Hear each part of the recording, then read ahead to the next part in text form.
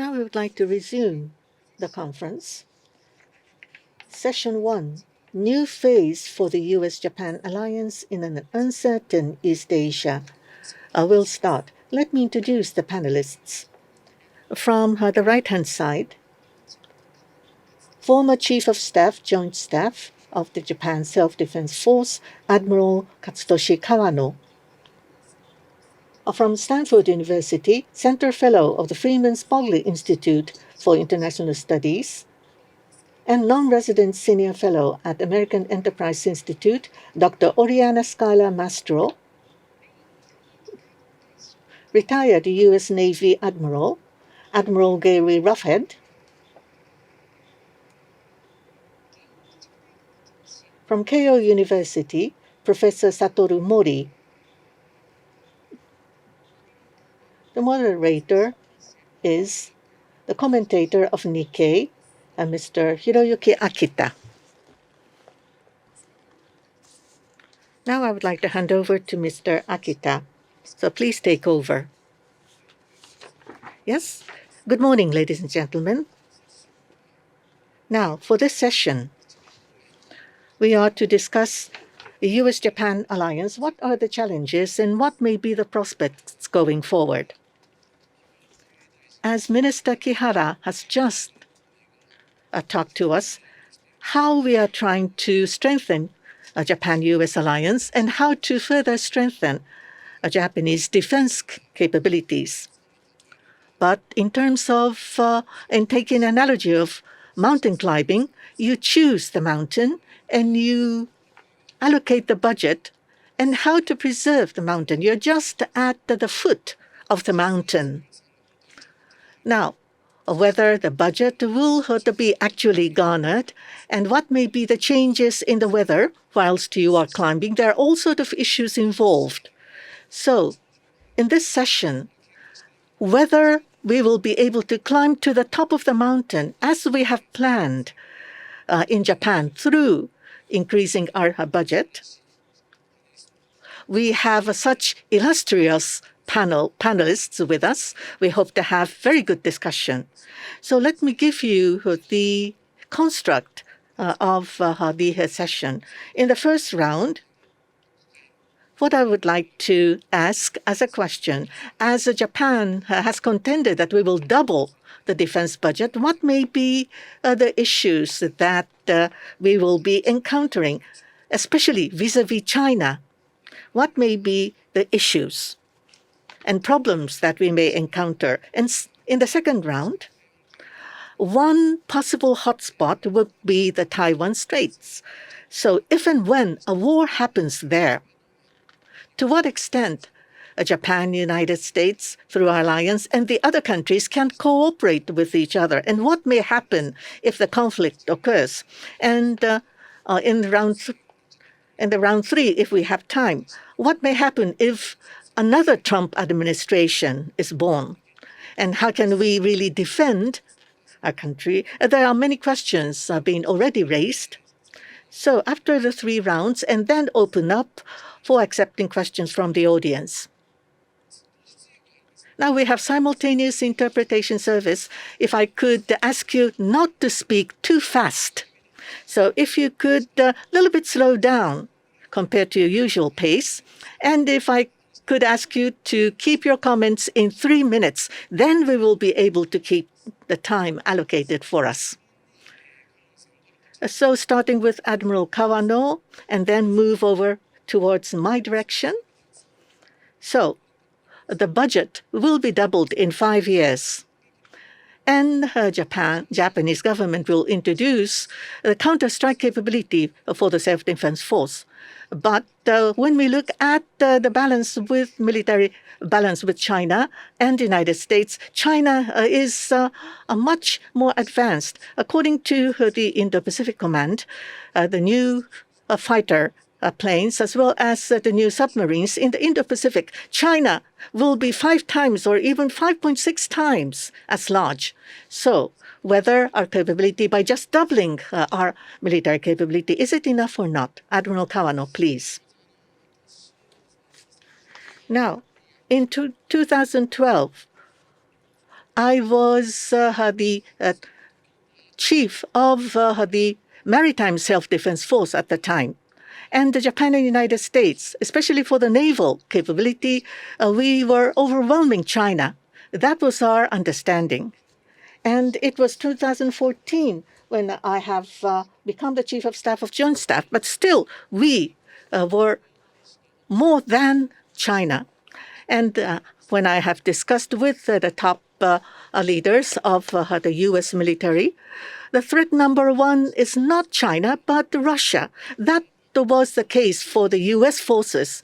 In 2015, the Crimea annexation had happened in the previous year, so that may have been behind this understanding and perception. But after the Trump administration, so in 2020, very recently, now completely, China, especially with the China and U.S. confrontation, the ocean will be the stage of confrontation. So the Navy matters.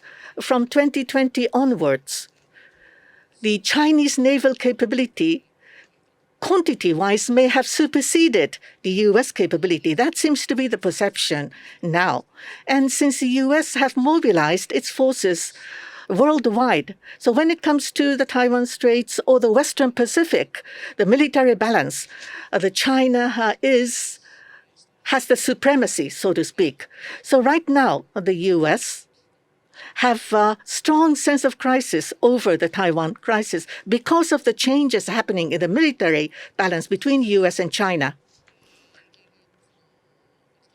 And as Mr. Akita has said and Minister Kihara has said, once again, we need to further improve deterrence capability so that China could hesitate using its force. We need to build such a system and structure. And Japan, including what we call the counter-strike capability, the attack capability, needs to be further strengthened. This is absolutely necessary, especially as a role for Japan. This is indispensable. Let me be more specific. About the issues on the U.S. side, I would like to just focus on a few points. Japan will be establishing joint headquarters. As I say, for the three services will come under this command. And the counterpart is Indo-Pacific Command of the United States. And as Dr. Hamri has raised the question earlier, in Japan, we have U.S. forces in Japan, in Yokota, a base, as headquarters. But U.S. forces in Japan do not have operational function. For example, the 7th Fleet in Yokosuka or the Marine Court in Okinawa, they do not come under command of U.S. forces in Japan. The commander of U.S. forces in Japan is more of an administrator. So the very first commander of the U.S. forces in Japan was General MacArthur.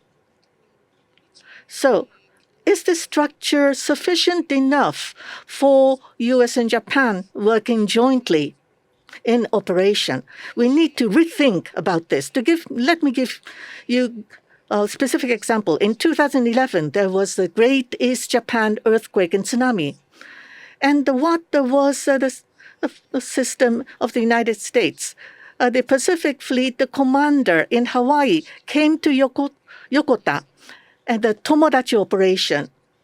So that was the way of command. But then coming all the way from Hawaii to Yokota from now onwards, is this appropriate or not?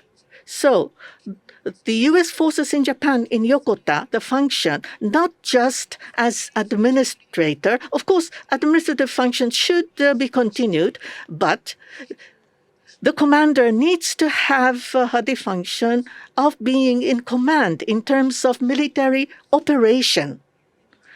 And there should be the counterpart for the new joint headquarters on the side of Japan. Thank you. Thank you very much. I would like to turn to Dr. Oriana Mastro. Just now, mainly, the command and control related point was raised by Admiral Kawano. I want to ask you, Oriana, I am going back to this point later on. There is a possibility of contingency or war in Taiwan Strait, and I understand you are quite gravely concerned about that eventuality, according to your report. Now, current military balance between the U.S. and China, and also our alliance between Japan and the United States. What's missing in our alliance? Since we have only 50 minutes, and we would like to include the questions we have already received for the future challenge. China, yesterday, Pentagon report was issued. According to that, already 500 nuclear warheads already collected by China. Now, in the future, in Japan, in order to address a nuclear threat, a nuclear option, should Japan go for nuclear option, whether or not the U.S. will accept that? So these are the questions I'd like to ask you. Thank you. Questions, all very complex about balance of military power, deterring great power war in Asia, and nuclear deterrence. So I'll try to get to all three of those in a few minutes. The first thing I'd like to say about assessing your question of what is missing from the alliance is it's really important to think about what it means to be combat credible. This is a term that the U.S. military uses a lot, and I think it's what we are thinking about when we talk about command and control, force posture. Does the United States and/or does Japan, and together, do we have the military capabilities that are necessary to deter China? There are a number of factors that have to be considered before we can answer this question. The first one is that the type of war matters. I am very confident right now that the aggregation of the United States and Japan is enough to deter China from engaging in a major protracted conflict in Asia. The problem that the United States and Japan faces is with quicker conflicts. The issue that I see in the alliance, obviously, some have already been mentioned about command and control, but there's two additional ones that I would like to point out. The first one is more of a political issue, which is, in my understanding, speaking to Japanese friends, the preference, of course, in any crisis would be that the U.S. responds first, and Japan potentially comes in to support later. Now, if I had any wish in the world, it would be that the first 14 days of a conflict over Taiwan, Japan is involved in the defense of Taiwan. I prefer Japanese involvement those first 2 weeks and then having no Japanese involvement after that than the other way around. And that's largely because it is so difficult for the United States to project significant amounts of power into the Taiwan Strait in a timely manner. It can take some of our submarines a week to get to the theater. It takes the Japanese submarines 2 to 3 days to get there. So we have different advantages and disadvantages, but the time distance problem is crucial. And so if you ask, is the U.S.-Japan alliance enough? I think if we're talking about major multi-year conflicts, I'm much more confident that our alliance is strong, our defense production capabilities are strong in the long term, and that some of these issues of command and control, the switch from peacetime to wartime, though not ideal to do during a war, would be done months into the conflict. The question is whether or not we can respond in a timely manner. The second issue, and this goes possibly to the nuclear question, when I work on posture for the U.S. defense establishment, I often ask myself 3 questions. Is it the right stuff? Do we have enough of it? And is it politically feasible to use? I think these are important questions when we think about whether it's what the United States will build or what Japan might build. The first one, is it the right stuff? In conflicts with China, I am primarily interested in systems that can sink ships. That's basically it. Counterstrike, China is a very large country. I think it's important to have that capability. It's important to have land-based capabilities because that creates a deterrent against attack since it's an escalation to hit the territory of another country. But we have to be careful of what is our logic behind these capabilities. Is it to impose costs on China or to deny them their objectives?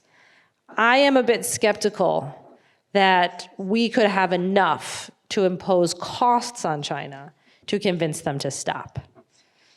So I focus mainly on, can we create some sort of obstacle so that regardless of the resolve of the Chinese, they cannot physically achieve their goals militarily? So that goes to, do we have enough? And I think the bottom line is absolutely not. At least, there's different rules of thumb. Probably want 3 torpedoes per ship. China, as you heard, has thousands of ships. Do we have enough to sink enough Chinese ships so that they cannot land on the island of Taiwan? I would say no. And so that is something that has to be considered. Can we have enough munitions and put them in the right places that both Japan and the United States can get to them? And the last one on the nuclear question, is it politically feasible? I can tell you, and this is kind of, in my experience, how the US military thinks about things. The United States and Japan can absolutely win a war against China. There's no doubt about that. But it's not the type of war that I think any US or Japanese leader is willing to fight. There is a connection between capabilities and resolve. If I go to a US president and I say, okay, you can defend Taiwan and you will 100% win and nobody will die, that's a very different calculation than you have a 50-50 chance and tens of thousands of people are going to die. So the military thinks very operationally. Can I, achieve this operational goal? But is it politically feasible? Will a US or Japanese leader in the time of crisis feel like they can use those capabilities you have? And I would say in terms of nuclear weapons, I just don't see the rationale for Japan developing any sort of its own capability because it is not credible in my mind that the United States or Japan are going to fight a nuclear war over Taiwan. And while China is very threatening and their goals are a threat to our security and our interests, and we have to deter, as the defense minister said, any use of force, China is not preparing to fully occupy other countries in the region beyond Taiwan. And so I think this idea that we're going to get into a nuclear exchange with China is not credible. And for Japan, that's a relatively small country. China has a lot of nuclear weapons. I don't think either of us want to get into a brinksmanship situation with China. So I will just conclude by saying something quite unsophisticated, which is my strategy towards nuclear deterrence with China is we have been very lucky that they have this position that nuclear weapons have no warfighting purpose. And our strategy should be to convince them not to change the policy they've had in place since 1964. And I think the way to do that is to stop talking about our nuclear capabilities and think about improving our own capabilities. I think it's like playing hide and seek with my small children. They think if they don't see you, you don't see them. That's my strategy on nuclear strategy with China. Let's not talk about it, let's not bring it up, and let's just hope that they don't start threatening nuclear use to deal with conventional problems that they might have. Okay. どうもありがとうございました。今Thank you very much. Regarding the capabilities, whether or not political leaders want to use the capabilities, because if they use that, there will be many people dying. Therefore, that kind of political decision can be made. That question was raised. Now I go to Admiral Roughhead. So once again, here, for many years, the civilians and also military level, there is a mill cooperation and so civilian level cooperation. You have been, at the top of that, you have been guiding that kind of cooperation. From that perspective, the problem related to Japan-US alliance and challenges we are facing, and also as Oriana talked about nuclear issue, so her idea was presented now. Now, in your case, Admiral Rafet, based on your experience on the ground, the nuclear situation in North Korea and in China, and further, President Putin is using a nuclear threat in order to avoid NATO's interference into Ukraine. So, including all of that, what do you think of this nuclear option? Yeah, thank you very much. And I think that to echo a bit of Oriana, removing too much of a discussion about nuclear options, I think, is a healthy thing. But what I would like to do is really how can you put yourself in a position to where conventionally you can maintain a strong presence. And I think one of the things that comes to mind for me is that when we talk about the alliance, we seem to think that we're on a continuum. And I would argue that we're not. That the events of the past couple of years, the pandemic, the war in Ukraine, and the emergence of new technology has put us at an inflection point. And so how do we think about structuring a military force that can deter a potential aggressor? I think the other advantage of Ukraine, if there is ever one, is that it removed the war amnesia that we have, that war between major advanced powers is still possible, the devastation, the destruction. So I think that has highlighted the topic of getting it right. The other lesson from Ukraine is everyone got it wrong, I think, except Ukraine. And so when we look at the region, when we look at forces, when we look at the potential for conflict, I think we have to challenge ourselves quite aggressively. But my focus really, to avoid the nuclear dimension, is really to look at how do we maintain a credible combat capability. I believe that we need to think about the time. And even though our strategy documents talk about these very catchy phrases like the decisive decade, I don't think we have a decisive decade. I think we have a much shorter period of time. And the alliance needs to think about that, because someone else is developing and fielding capability much faster than Japan and the United States. We need to keep that in mind. The other aspect is it's very easy in the defense space to talk about how big your budget is or how much you've increased it. All very important, to be sure, but to turn back to Oriana, we really need to be honest with ourselves about the capability, the capacity, and the readiness of those forces. That's the measure, not how much money we spend, because militaries are what they buy, not how much it is. And so I think we need to focus on that. When I look at the region, one of the concerns I have, and this has been pointed out in Ukraine, the alliance needs to focus on something very basic, but very essential, and is proven decisive in every war, and that is logistics. Ukraine is showing that. Ukraine is a very easy logistics problem. Ships come across the Atlantic Ocean, the supplies land on the European continent with very advanced transportation networks and systems. And from Poland to Kiev, it's 428 miles. The Asia-Pacific is far different, to the point that Oriana made. Long sea lanes, 6,000 miles. And Japan is going to be key. And so when supplies flow into the region, the likely point of arrival and distribution is going to be Japan. And we need to look at that entire logistics network. We have fantastic networks in Asia for commercial logistics. So how do we do that? To follow on John Hamre's excellent comments about the command and control, the command and control is not set up for a way a war will be fought in Asia.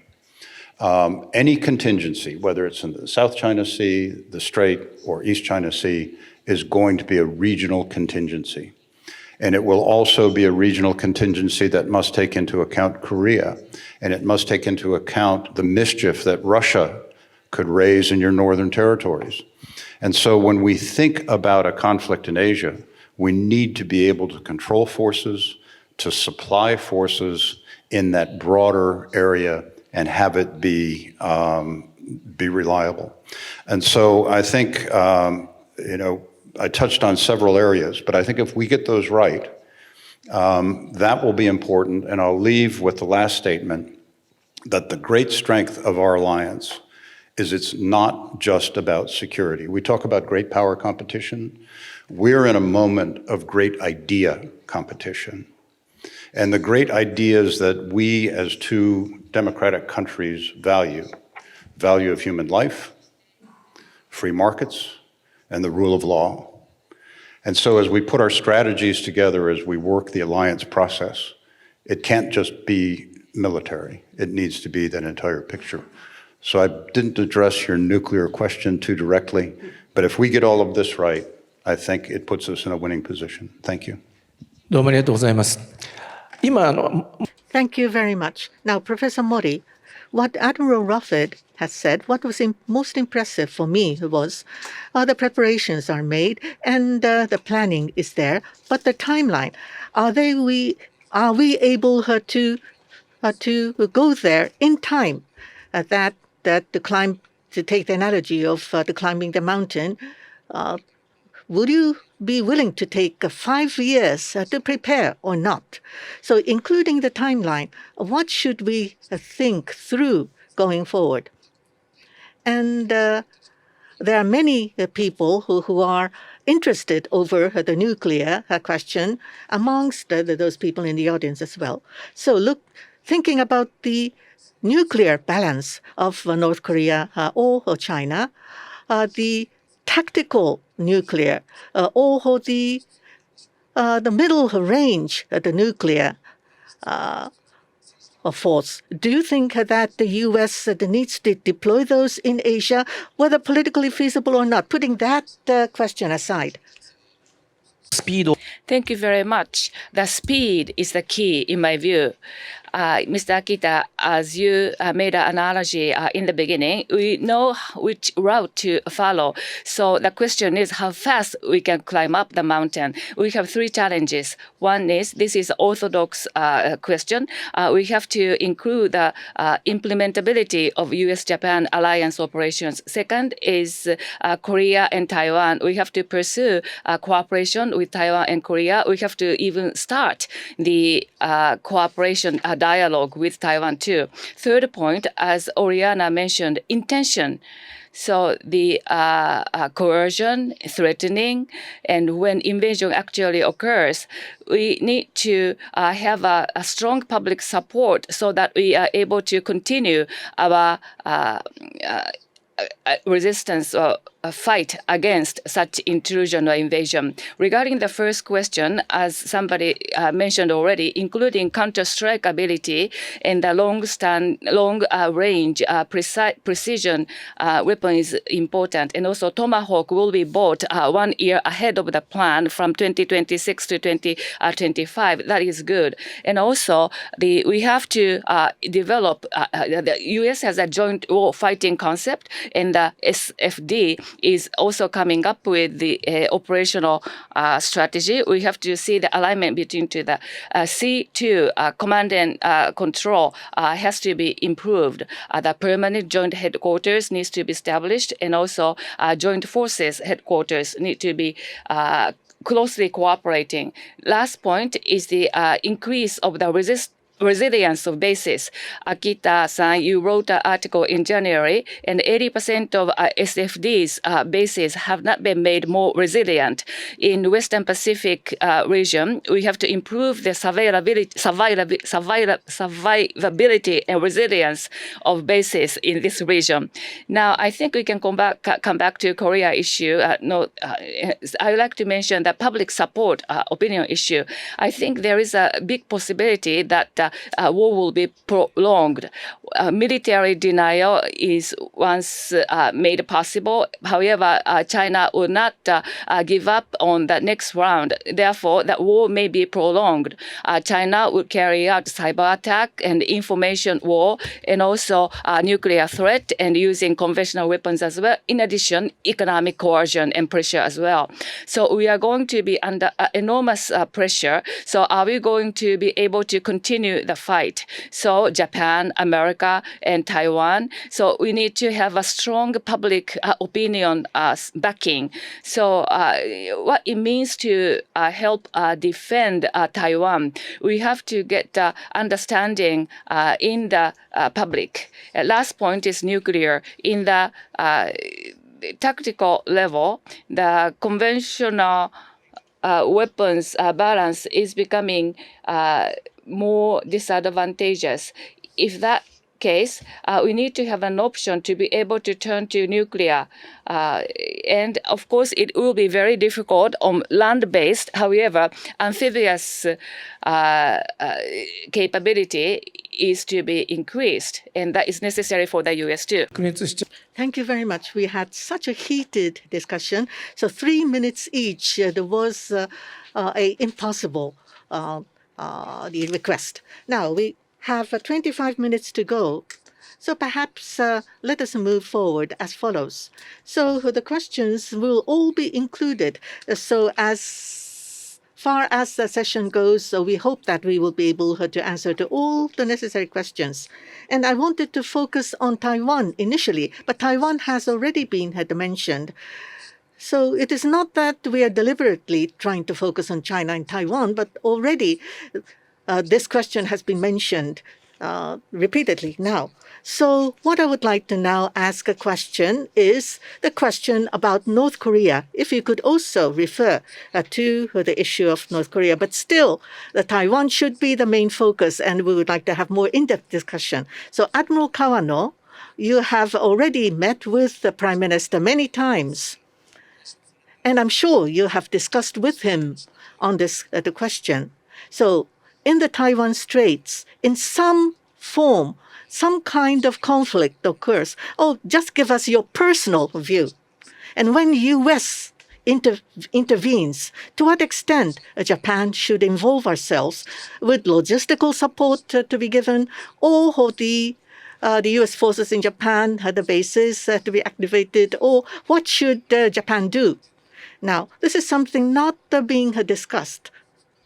So I should try to be conservative. Now, the discussion and debate on what kind of conflict would occur in Taiwan is often discussed, but the Taiwan is being annexed into the continental China. The Taiwan Straits will be under full control of PRC. That is something of a common wisdom. But about the slocks, the sea lanes, there are many Japanese commercial vessels going through the Taiwan Straits. Now, the Asteras, the person has been detained by China very recently, but when we have arrested the captain of the fishing boat who have collided into the Japanese the Coast Guard, they always use economic measures as a weapon. So when and if the Taiwan Straits come under full control of PRC, when something happens, everything could be stopped. This would have an enormous impact, adverse impact on Japan. And this is something we need to avoid. Now, what would be the Taiwan Straits? What the self-defense force can do would be allowed under the law. If it is deemed as a crucial and critical event, then logistical support could be given to the U.S. forces. And secondly, for example, missiles is dropped onto Okinawa. That is to say, if a military attack is made on Japan, we can of course respond. And the existential crisis for Japan, when something is overturned fundamentally, then the right to self-defense could be invoked. So those are the legal stipulations. And the government is engaged in many different simulations, and they're considering all sorts of different simulations. Now, in the mid to long term, the U.S.-China confrontation will still continue. So China, as prerequisite, is that if they are to completely confront with the U.S., they have to resolve the Taiwan issue. Now, including a nuclear war with the U.S., something to do with their existential crisis. I'm sure that China would never ever engage in such kind of war because Taiwan Straits is not Sekigahara or the dividing line for them. So what they are aiming for is the internal collapse of Taiwan. Of course, Putin have aimed for that in Ukraine initially. But Taiwan, be it the ethnically and be it language, the Chinese influence have penetrated, be it people or be it funding. So when something happens, China could utilize those people and the money and try to bring over internal collapse. And that Taiwan will be part of PRC, and they would make that declaration. That would be the worst case for Japan, because Japan and the U.S. will be difficult to say something or intervene. And for China, this will be the ideal situation. If it becomes long and protracted conflict, they will be isolated. They have learned that as a lesson through the Ukraine situation. So I'm sure they're looking for internal collapse. And Chinese Communist Party, they are so adept at that. The Kuomintang was defeated in the Civil War, and they have run to Taiwan. It is not that Chinese Communist Party has won, but internal destruction of Kuomintang, that has happened. And that is what the Communist Party have aimed for. And that actually happened. So this is what we need to be careful to avoid internal collapse of Taiwan. For North Korea, I'm sure that they would never ever give up nuclear. So North Korea as a nuclear state, that should be the premise in thinking about our strategy. 宮野さん。 Thank you, Oriana-san. Already, I received several questions to you, so I will incorporate them in my following question. So in a nutshell, Oriana-san, as I said in the beginning, China may invade Taiwan sooner or later, and we should be bearing that in mind.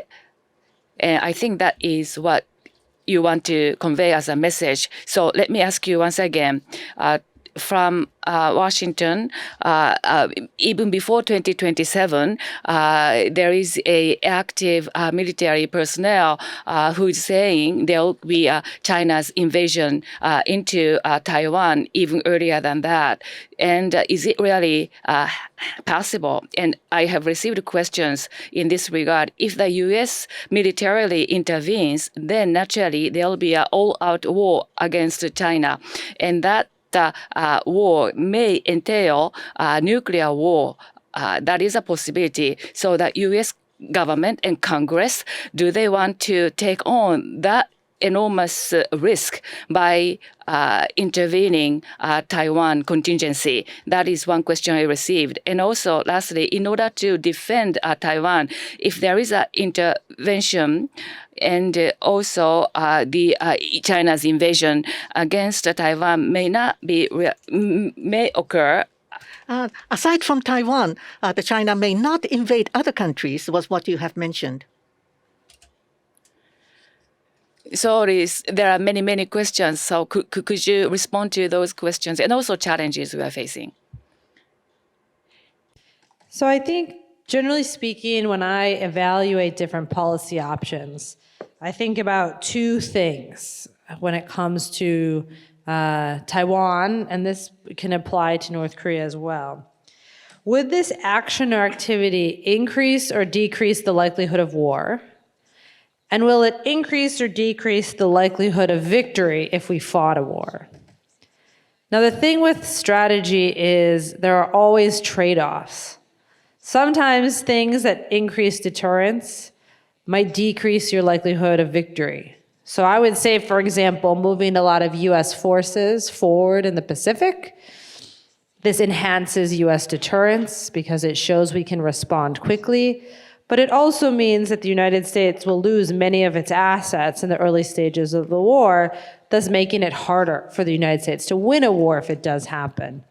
So for all these questions, you have to balance between the different trade-offs. And the number one factor in determining these trade-offs is the adversary, right? What deters China and what doesn't deter China is about Chinese perceptions, not really about US perceptions or Japanese perceptions. And so how do they think about some of these issues? When you lay out the situation of we could have a major war, it could escalate to nuclear war, I think only if the United States does some really stupid things. I'm not ruling that out, but it really depends on what the United States, how the United States fights the war, and what the United States demands from China. Even if the United States, along with its allies and partners, are victorious in defending Taiwan from an attack, the best we can hope for is a return to the current situation, the current status quo.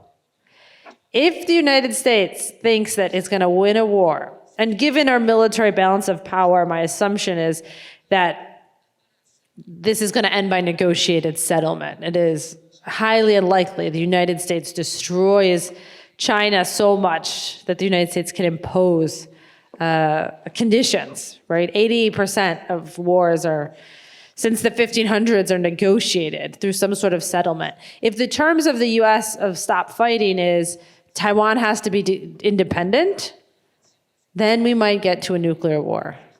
Right? So it really depends on how the war is fought, what we demand. I was in Beijing 2 weeks ago talking to some members of the party and the PLA about Taiwan contingencies. And we were going back and forth on US policy and Chinese policy. And one of my Chinese colleagues said to me, what is the difference between deterrence and provocation?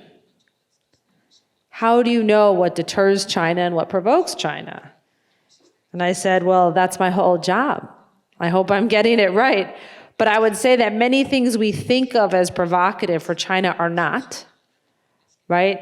Mainland attacks in a full-scale conventional war, attacks against Chinese military bases in the Chinese homeland is not as provocative as some political maneuverings. And so when we go to Taiwan, just to be clear, we also have to be clear on what are we trying to deter. I do not disagree with the Admiral's point of how the regional environment will be worse if Taiwan is a part of China, officially. They will control the Taiwan Strait. The military will focus more on the South China Sea and East China Sea. But to be clear, my understanding is our policy is not to prevent the unification of Taiwan and China.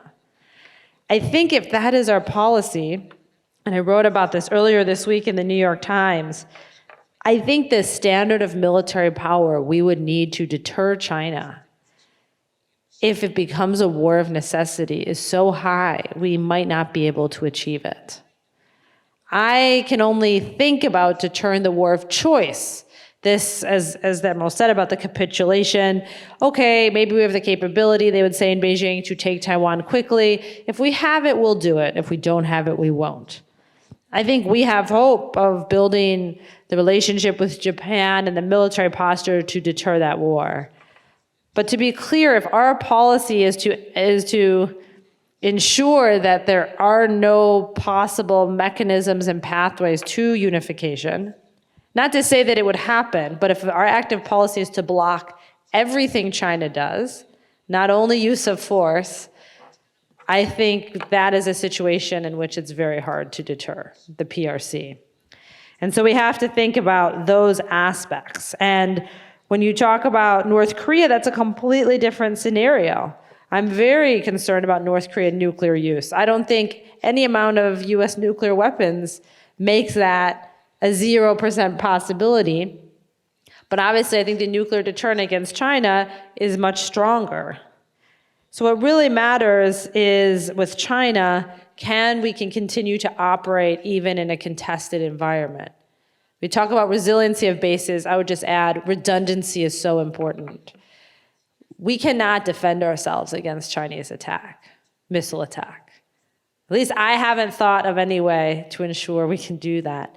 But we have to communicate to China, even if you attack bases, even if you attack satellites, you do all these things.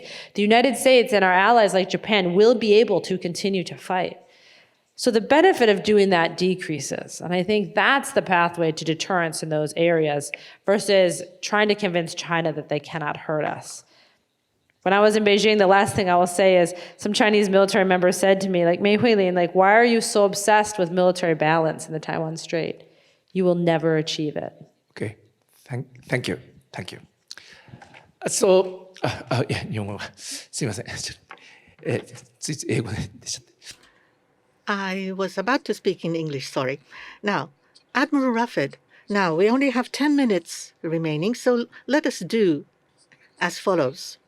So, lastly, if I ask all of you to speak, it will be too long. So, since you have come afar, for the two guests, the absolute question that I would like to ask is, when Trump government reappears, what will happen? So then, Admiral Kawano and Professor Modi, if there is something that you would definitely and urgently mention, you'll be given the floor. So, Admiral Rufford, since discussions seems to have been so complicated, Taiwan and North Korea, if you could also refer to North Korea as well, but especially for Taiwan, if you are still at the top of the uniform for the U.S. forces, what would be the worst scenario, the nightmare scenario? What would be that for you? This is my first question, a very simple question. Now, there's another question from the audience to Admiral Rufford. In a nutshell, whether to defend Taiwan, that would depend upon the strategic value of Taiwan. So for China to peacefully unify and absorb Taiwan, then what would be the response from U.S. and Japan? If China does that, what can we do? And the U.S. have taken this the ambiguous strategy, but you should do away with that, and you should come up with a more clear strategy. You do not have to answer all these questions, but including all these elements, if you could please respond. Yeah, the first point that I would make on Taiwan is if it is peacefully absorbed, that would be consistent with our policy. But I think that one of the things that we need to keep in mind is the ability to continue to support, and what I would say, I'm going to use the phrase, keep the lights on in Taiwan, because I think that there will be pressure in several ways on their supply chains, their energy flows, food, cyber attacks. And so I think we need to think in terms of how do we continue to support that democratic entity as it's being pressured. As far as the nightmare scenario would be an unexpected attack on all of the support bases that we would be needing to provide combat operations. And I think that, you know, we tend to plan for what we believe, not what is possible, but I think we all have to think about what that scenario would look like. With regard to North Korea, I think that North Korea is going to be a very unpredictable, somewhat irrational actor in the region, and that's why I think it's so important that we take a look as an alliance at how we set up the region, how we support the region, and how we're able to continue to operate effectively. And I think that needs to be a matter of priority. ありがとうございます。そしたら森さん。Thank you, Professor Mori. I have received a very difficult question already, so let me talk about that. I wanted to mention this, but I couldn't do it enough. In the Middle East, maybe war will occur, and regarding this possibility, that Japan has been quite ambiguous in terms of the position, and the Israel and Hamas have been criticized, and also Japan is talking about the humanitarian aid to Palestinian. Therefore, Japan has not been clarifying its position. So what do you think about this and also its implication? And also, in terms of the discussion regarding Taiwan and North Korea, since this is a Japan-US session, if you think there is a challenge or issue we have to cope with in this regard, if any. Thank you very much. It's a very difficult question. Thank you very much. In terms of the situation in Gaza, how Japan is responding to, in the beginning, Japan was trying to urge both sides to exercise self-restraint. However, in the second phase, as Mr. Akita said, Japan is providing humanitarian aid to Gaza after defending the right to live in Israeli. However, this was a highly shocking incident, and also Europe and America and Japan are now trying to support Israel. However, we don't want to see the expansion of the conflict war, and this is agreement among everybody. So very difficult and complicating diplomatic ability is required.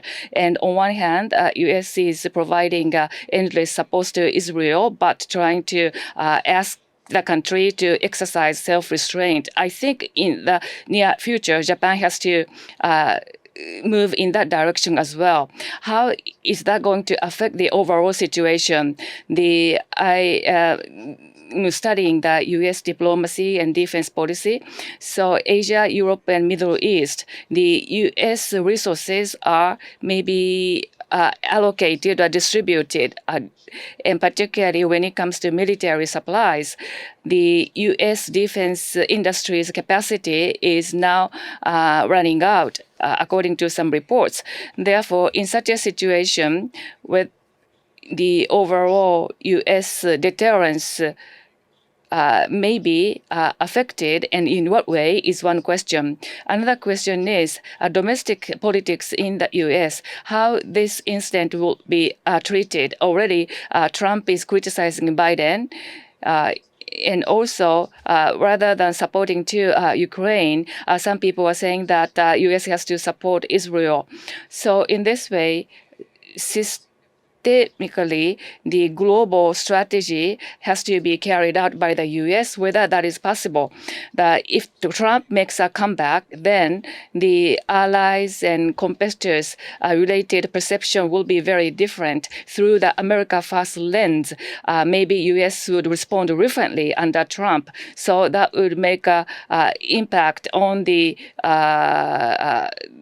uncertainty in Middle East, Asia, and Europe. So I think in such a situation, strategic autonomy, as is often discussed, maybe these countries will be reducing reliance on the U.S. That is not necessarily a bad thing. In terms of defense, allies will be increasing their own self-defense capabilities. And also, on the other hand, diplomatic activity will be vitalized. That would contribute to regional stability. So in this way, we will see some impacts. It isn't that international order will crumble right away. However, defense, economy, technology, in various areas, allies should not overreact and maintain partnership in terms of diplomacy in order to keep stability in regions. I think allies will be able to support such support, and America has to involve other countries.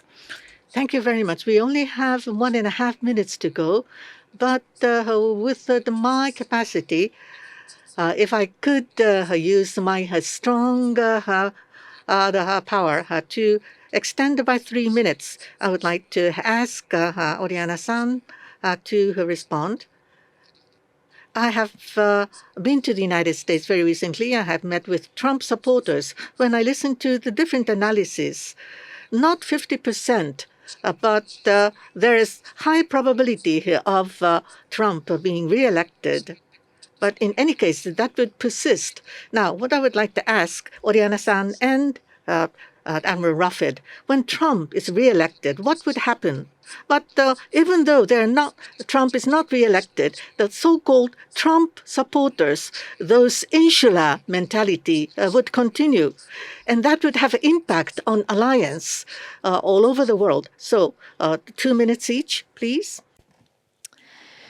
So, in my view, everything I just told you about Taiwan sort of becomes a bit untrue if you have a President Trump. So, I am assuming, like Admiral Ruff had said, that U.S. policy is to prevent a use of force against Taiwan. It's not to prevent peaceful unification. And let's just be clear, peaceful doesn't necessarily mean just like everyone's really happy about it. I mean, peaceful unification just means the Chinese try to convince the people of Taiwan by non-military means that they, in this case, don't really have other options. And so the people of Taiwan decide to go with China. So it's not a great scenario, but it's one in which force isn't used.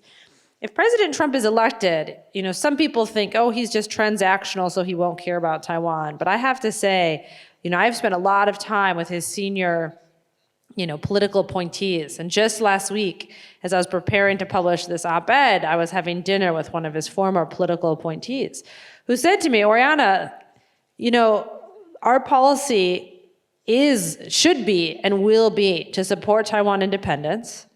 Yes, I agree with you, that will lead to a major war in Asia. And the only way we can win that war is if we use nuclear weapons.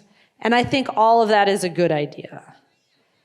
So, we just have a difference of opinion, I guess, on how important this issue is to the United States, our allies and partners. That is not a scenario I'm willing to support. But I think because President Trump would be so unpredictable, and there is this tendency towards an exaggeration of force, I think the Chinese basically try to do nothing for 4 years in hopes that he goes away, and that then whoever comes next can hopefully rebuild the alliances and partnerships that were broken during that period.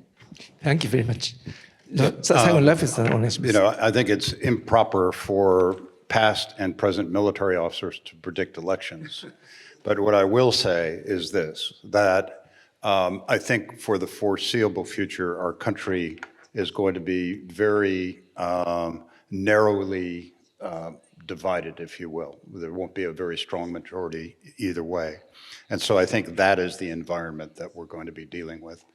And I would come back to the purpose of this wonderful conference, is that I think the best thing that can happen is advancing our alliance in meaningful, measurable ways of coming together more closely by aligning not just our militaries, but our businesses and our governments, and coming together with policies that make the weaving of the alliance so tight that regardless of who is looking at it, they see the benefit, they see the strength, they see the power that it has in this very, very important region. And with Japan's leadership extending even beyond the region, I think that is the most important thing as we look to the future, where our politics are going to be very different. Thank you.